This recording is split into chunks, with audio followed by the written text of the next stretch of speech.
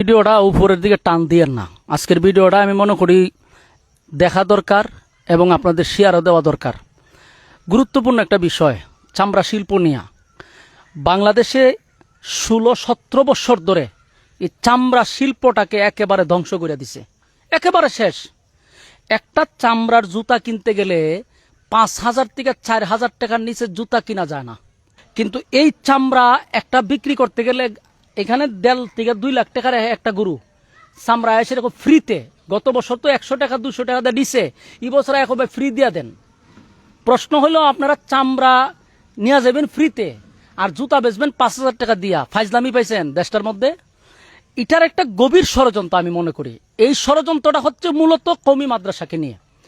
এদের মূল উদ্দেশ্য হইল এই কুরবানি মৌসুম আসলে চামড়াকে কেন্দ্র করে অসংখ্য কওমি মাদ্রাসার এতিম অসহায় গরিব ছাত্রদেরকে 1 বছরের ভরণ পোষণের ব্যবস্থা করা হয়। এই চামড়া বিক্রি করে অসংখ্য কওমি মাদ্রাসার দুমুঠো খাবারের ব্যবস্থা করা হয়। এই দৃশ্যটাই আমাদের দেশের কিছু রামবামদের চোখে পড়ছে।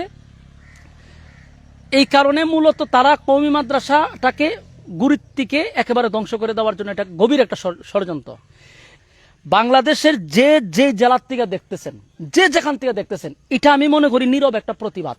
দরকার নাই আমার চামড়া 100 টাকা বিক্রি করার, গাথায় দিবেন। আমার গরুর চামড়া আমি দিব কি দিব না এটা আমার একান্ত ব্যক্তিগত ব্যাপার। এ দেখেন আমি চামড়া, এই যে চামড়া আনছি, এটা 1,60,000 টাকার গরু। এই যে চামড়াগুলি, একটা চামড়া এসে আমার এখান থেকে একজন লোক এসে কয় আমার এটা মাগনা দিয়া দেন। কেন আমি মাগনা দিব কেন? এই চামড়াটা মিনিমাম বিক্রি হওয়ার কথা 8 থেকে 10,000 টাকা, মিনিমাম বিক্রি হওয়ার কথা 8 থেকে 10,000 টাকা। কারণ এরকম একটা চামড়া দিয়া লক্ষাধিক টাকা তারা এখান থেকে ইনকাম করবে একটা চামড়া দিয়া। প্রিয় দেশবাসী, প্রত্যেকটা জেলা থানার থেকে গ্রামগঞ্জ থেকে প্রতিবাদ করা দরকার, নীরব প্রতিবাদ। দেখবেন একেবারে সিন্ডিকেট সব সুযোগ হয়ে যাবো। আমরা যদি প্রত্যেকের জায়গার থেকে প্রতিবাদ করা শুরু করি, একেবারে সিন্ডিকেট সব ভেঙে যাব, এর দুর্নীতি সব বন্ধ হয়ে যাবো। কারণ আমরা তো মনে করি 100 টাকা দিয়ে দিছি। আপনারা জানেন চামড়াটা কত টাকা বিক্রি করতেছে, এটার থেকে কত টাকা আয় করবে। এটা হলো নীরব প্রতিবাদ। আমরা এখন যে কাজটা, এটা হলো চামড়া গাথায় দিবেন, দরকার নাই। দেখি তারা কতদিন পর্যন্ত এটা করতে পারে, কতদিন পর্যন্ত করতে পারে। প্রিয় দেশবাসী, আমার শেষ কথা হলো, বর্তমান সরকারের কাছে আমার যে আবদার, এটা হলো আজ থেকে 20 বছর আগে এই বিএনপির আমলে, খালেদা জিয়ার শাসন আমলে আমরা এই চামড়া তখনকার যুগে বিক্রি করছি 2 থেকে 3,000 টাকা। আমি সাক্ষী, আমি যখন মাদ্রাসায় পড়তাম, ছোট ছিলাম, 2,000-2,500 টাকা এই খালেদা জিয়ার আমলে আমরা বিক্রি করছি। তো এখন বর্তমানে খালেদা জিয়ার ছেলে আসছে ক্ষমতায়। আমি সরকারকে বলবো, 16-17 বছর ধরে এই চামড়াকে নিয়ে যে সিন্ডিকেট তৈরি করা হয়েছে, যে একটা চক্রান্ত পরিকল্পিতভাবে এই চামড়া শিল্পটাকে মাটির সাথে মিশায় দেওয়ার ষড়যন্ত্র করতেছে, কাকে খুশি করার জন্য? দাদাবাবুদেরকে খুশি করার জন্য। এজন্য আমি দেশের সরকারকে বলছি, আপনারা যেহেতু আপনাদের মাত্র 3 মাস হয়েছে আপনারা ক্ষমতায় আসছেন, 3 মাসে কিছু করতে পারবেন না, এটা আপনাদের অজুহাত।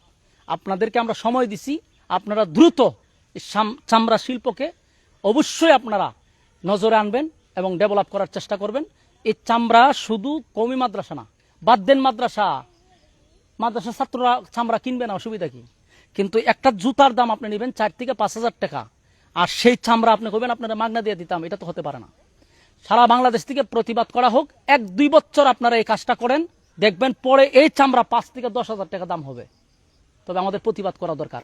এই মেসেজটা সরকার পর্যন্ত পৌঁছায় দেন, এটাই হলো আমাদের সবচেয়ে বড় প্রতিবাদ। আসসালামু আলাইকুম।